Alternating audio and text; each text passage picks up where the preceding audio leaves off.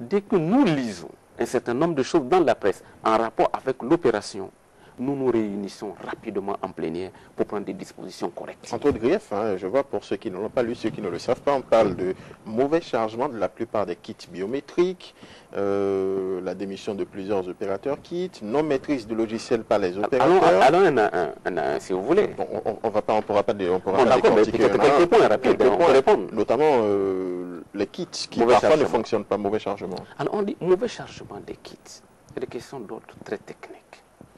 Permettez-moi de vous dire, quand parle-t-on de mauvais chargement? Du point de vue, je dirais, comment l'appelle-t-on, des maires et autres, puisque après nous sommes allés rencontrer le maire de Porto-Novo, qui nous a transmis donc la correspondance des maires, dès le lendemain.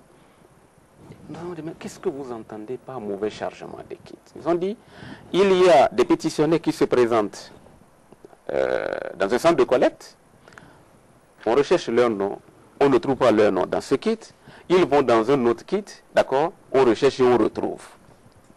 Ça veut dire donc, apparemment, tous les kits n'ont pas le même contenu. Nous avons dit, tous les kits sont chargés avec le même contenu dans chaque arrondissement. Mais qu'est-ce qui peut se passer? Lorsqu'un pétitionnaire se présente, peut-être le nom a été peut-être mal saisi. Peut-être qu'il y a quelque chose, on a vu des cas où par exemple, on dit par exemple Winsou, et peut-être à la saisie, on oublie le I. Et ça vous fait Winsou. Vous voyez par exemple, d'accord? Et là, lorsque vous cherchez Winsou, vous n'allez pas retrouver. Donc, il fallait que les OPKit prennent leur patience en main pour lancer plusieurs requêtes, plusieurs recherches pour le trouver. Mais du fait de la pression des personnes qui attendent dans la queue, dans les fils, les OPKit parfois, après recherche par le numéro d'enregistrement, comment on l'appelle, de recensement, ou recherche par nom, prénom, rapide, lance et dit, ah, je ne l'ai pas retrouvé. Ce sont souvent des cas isolés. Ce sont souvent des cas isolés. Il y a beaucoup de cas. Parce que l'impatience des OPKit explique aussi le fait que un citoyen enregistré dans un arrondissement X a retrouvé son nom dans un arrondissement Y. Dans un arrondissement Y. Nous avons eu des cas du genre où on nous a dit, tel qui dit, moi je me suis fait enregistrer, par exemple, au 4e arrondissement de Porto-Novo, ben, j'ai retrouvé mon nom au 1er arrondissement. Nous savons, il y a des cas. Comment cela a pu arriver? Les formulaires individuels lors du recensement porte à porte, c'est ce que les agents recenseurs ont inscrit sur les formulaires qui sont saisis. Donc c'est à leur niveau qu'il y a eu des erreurs. S'il y a eu des erreurs déjà à ce niveau, et je vais vous dire une chose, dans beaucoup de cas, vous avez des citoyens qui vivent dans des quartiers ou des arrondissements, mais ne savent même pas la limite des arrondissements à l'intérieur des grandes agglomérations, surtout à Porto-Novo, même à Cotonou. Et donc on vous dit, ah moi je suis dans tel arrondissement. Vous notez, d'accord? Les agents recenseurs parfois n'ont pas pris la peine de regarder le manuel de procédure qu'on leur a donné, la liste des quartiers, et surtout la liste des quartiers officiels n'est pas toujours conforme à la liste des quartiers de fait. Donc ça fait déjà des problèmes que vous avez... Vous voyez un peu. Donc ça fait des problèmes qui se posent. Au niveau de Force Lépi. Tout ça là, vous savez, je vais vous dire une chose. Oui. Tout ça là, lorsque les personnes sont recensées et qu'on a le nom du quartier, d'accord, après, c'est des opérations informatiques. Pour corriger. Pour corriger et on replace. On a Force Lépi qui a fait quelques constats sur le terrain, notamment, ils disent au niveau du poste de Bézoncois, 689 personnes au moment de notre passage n'étaient pas au niveau des bases de données, et puis au CG d'Avier, 230 personnes dont les noms ne figurent pas dans le kit, par exemple. Je vais vous dire, à ce jour, nous avons fait le point dans l'OME Plateau des personnes ayant leur récépissé et qui disent n'avoir pas revu leur nom. Nous avons fait le point, nous avons eu environ 22 000. 22 000 personnes. Réparties sur, je ne sais pas... Dans tout le département. Dans tout le département.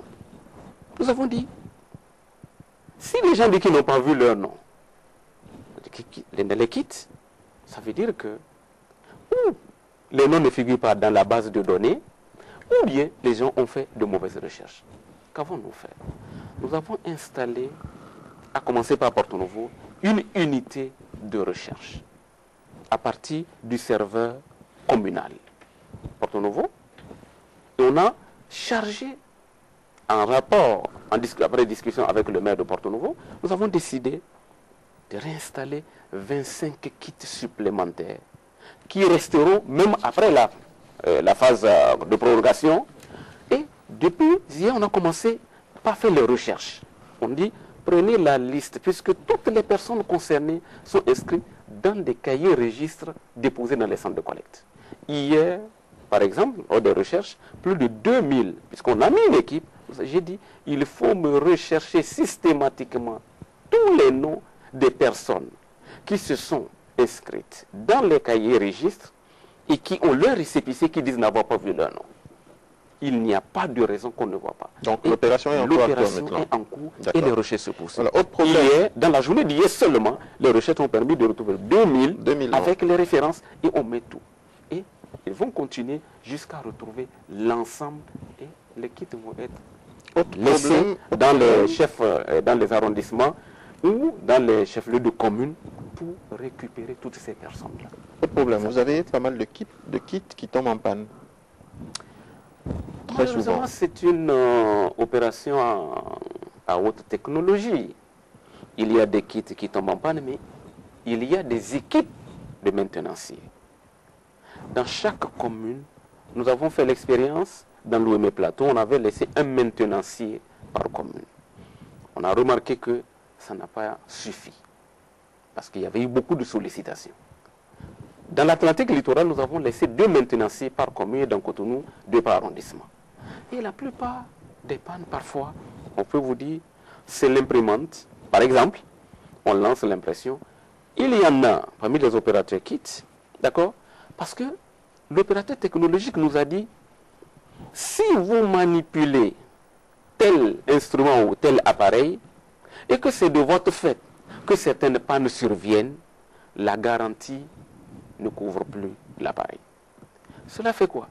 Lorsque le moindre problème se pose, les opérateurs kits sont obligés de faire appel aux maintenanciers agréés par l'opérateur technologique, parce que tout le matériel est sous garantie pendant 6 mois. Et ça ralentit le processus. Malheureusement, c'est des dispositions contractuelles et donc on est obligé de respecter, parce que en plus, nous ne voulons pas qu'à la fin, on nous laisse aussi du matériel non utilisable. Alors, en fin de journée, comment les données sont transférées vers les bases que vous avez installées par les centres de regroupement?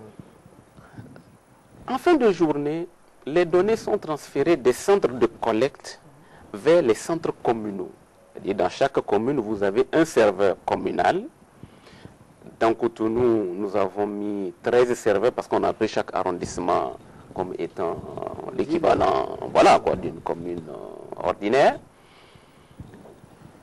Il y a le déchargement, de moins, on grave les données de la journée sur DVD. Et les DVD sont transportés par les soins des délégués au recensement d'arrondissement et des missions communales de recensement électoral vers les centres communaux. Donc là où il y a les serveurs, alors, pourquoi pour vous procéder utilisez à leur DVD? lecture et à leur copie. Pourquoi vous utilisez des DVD? Pourquoi utilisons-nous des DVD? C'est intéressant comme question. Je vais vous amener à l'article 10 de la loi sur, disons, le transport des données recueillies au centre de collecte. Il est prévu que quotidiennement, les données soient transportées vers les centres communaux, disons, les serveurs communaux. Et la loi, et je me rappelle bien, au moment du vote de cette loi, c'est l'amendement Yahwedéo. L'honorable Yahwedéo, c'était lui qui avait fait donc cet amendement, je me rappelle bien, lors des débats. Il dit, en aucun cas, je vous lis le dernier alinéa, en aucun cas, ces données, c'est-à-dire les données donc collectées dans les centres de collecte, ne peuvent transiter par des supports de masse amovibles, clé USB, CD-ROM, carte mémoire, disque dur. La loi a cité les outils interdits. Lorsque la loi ne cite pas, un outil n'interdit pas, cela veut dire que c'est utilisable. Et donc de tous les supports...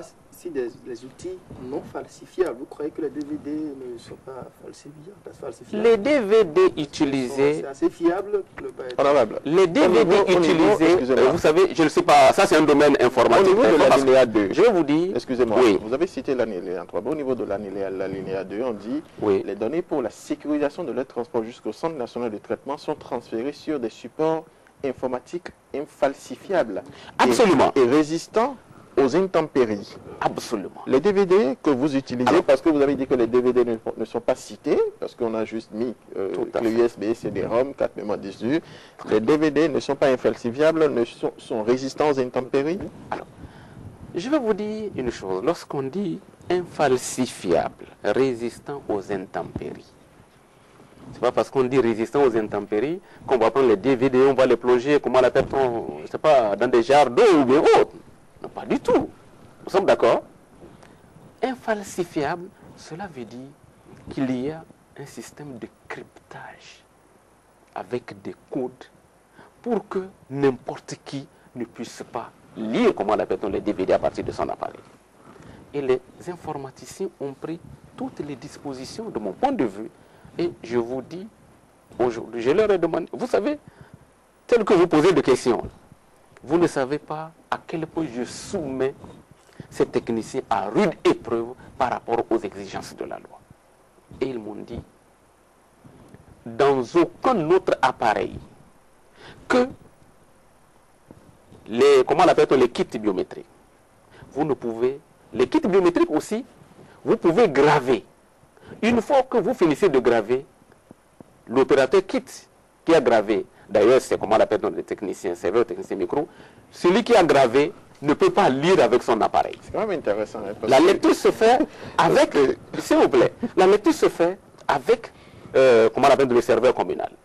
Lorsque vous finissez la lecture avec le serveur communal et que vous gravez, vous prenez les données, vous ne pouvez plus avoir accès vous-même aux données que vous avez prises. Donc, il y a un système... Ça, c'est ce qu'on vous a dit. C'est ce que nous avons dit. Et nous avons... ce qu'on vous a dit. Vous savez, quand on nous dit, nous vérifions. Vous avez dit que la loi a interdit nous ne sommes pas si lambêtes que ça. Donc, parce que on n'a pas mis DVD, alors que pour ceux qui maîtrisent l'informatique, on peut lui laisser des ROM.